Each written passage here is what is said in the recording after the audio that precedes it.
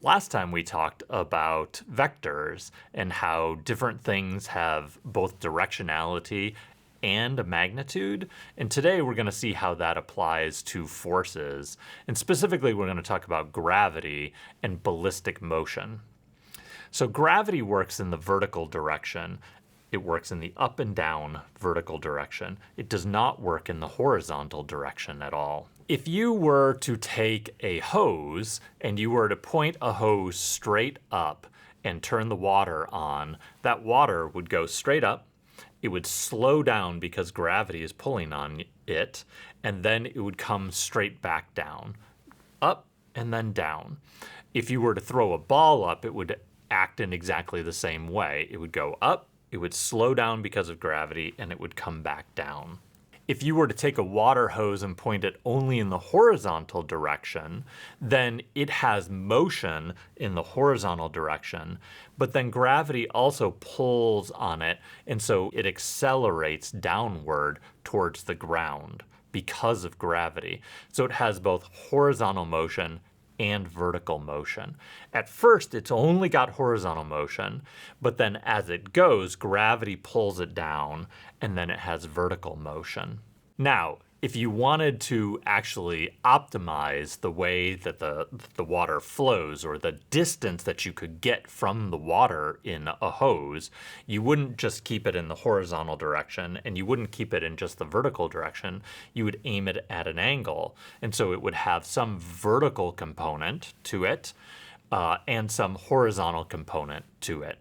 And so the gravity works in the vertical direction, but it doesn't work in the horizontal direction. So in the horizontal direction, the water is moving with the same speed all of the time. It's a constant speed in the horizontal direction. But in the vertical direction, the water's going up and then it's coming back down. It looks exactly the same as if you're pointing it in the vertical direction in terms of slowing down and then accelerating back down towards the ground. So these two components act together. So the horizontal motion, the velocity stays exactly the same, but the vertical direction, the water goes up and then it comes back down. And so you can optimize the distance that it travels by playing with the angle. We see this in a shot put, an example like a shot put also. When you take a shot put and you throw the shot put, you don't throw it in the horizontal direction and you don't throw it in the vertical direction. You throw it at an angle. And that's because you're optimizing the distance that you want to throw the shot, right? In the vertical direction, the ball is going up and then coming back down because of gravity. And in the horizontal direction, the put has exactly the same velocity all of the time. Now, the interesting thing about like a shot put is that there are two stages of the throw, basically. The first is where the shot putter is accelerating the put. So the shot putter has the shot, the ball, in their hand, and they are pushing it, and then they're accelerating it as they push. Once it leaves their hand, then it is considered ballistic motion because the only force acting on it is gravity. All right? So when they're accelerating it, it's not ballistic. It is being accelerated by the person's arm. And then once they let go, it is ballistic motion because in the horizontal direction, there's no force acting on it. And in the vertical direction, gravity is acting on it to let it go up and then it comes back down. A counterexample of this is an airplane. An airplane does not move with ballistic motion. Even though it's flying through the air, it is not ballistic. It has a balance of forces, which is lift, which is pulling it up, and gravity, which is trying to pull it down. Lift is from the wings, And so as it flies through the air, it's flying with a constant velocity. The air is flowing over the wings and it is lifting the airplane, and gravity is trying to pull the airplane down. And those two forces are balanced, so it stays at the same altitude. That is not ballistic motion. Another example is parachutes.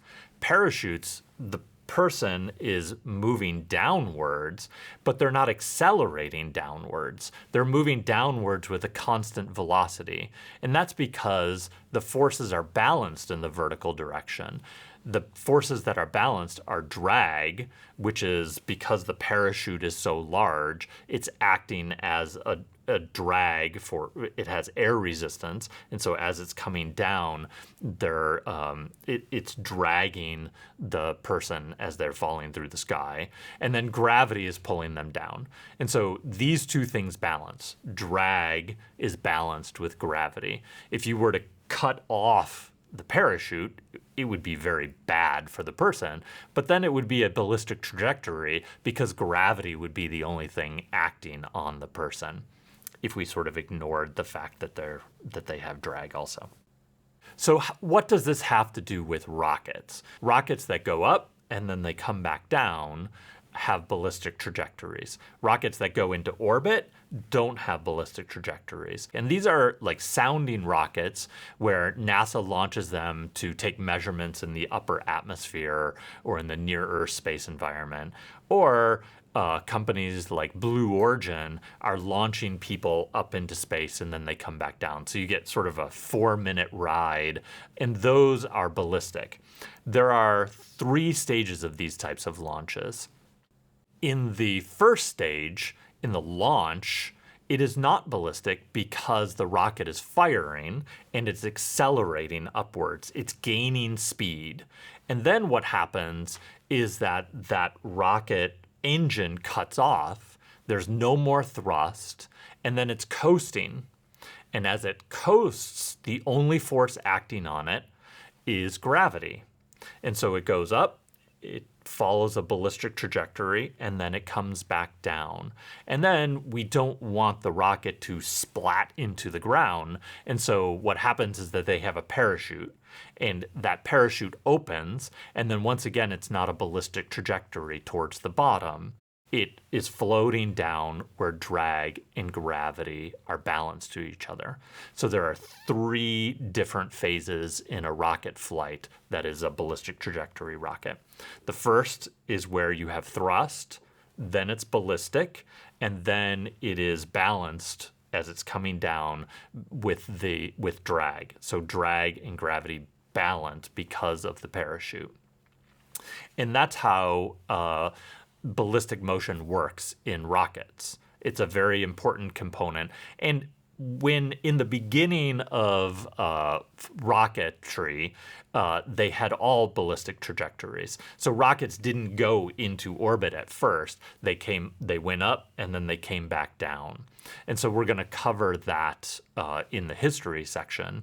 And then we'll talk about orbits in a later lesson. Thank you.